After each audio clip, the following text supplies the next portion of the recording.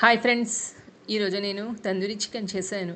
దీనికి కావలసిన పదార్థాలు మరియు తయారీ విధానం చూద్దామా. 250 గ్రామ్ చికెన్లో ఒక లెమన్ పిండుకోవాలి. టేస్ట్కి సరిపడా salt, 1 tablespoon ginger garlic paste, 1 tablespoon chilli powder, పుదీనా అండ్ కొత్తిమీర మంచిగా వాష్ చేసుకొని మెత్తని పేస్టులా రోల్లో దంచుకోవాలి.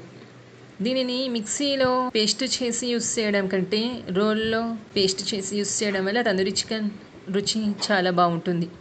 ఈ పేస్ట్ని చికెన్ ముక్కలకి బాగా పట్టే విధంగా మంచిగా కలుపుకోవాలి.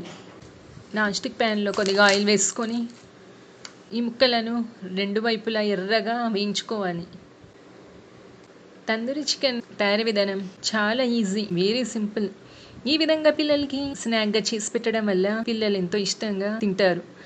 బయట దొరికి తందూరి చికెన్ కంటే ఈ విధంగా చేస్తే ఎంతో రుచిగా ఉంటుంది.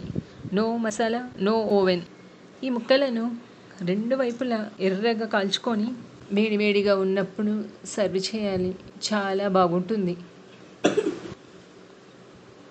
మీరు కూడా ఒకసారి ట్రై చేయండి.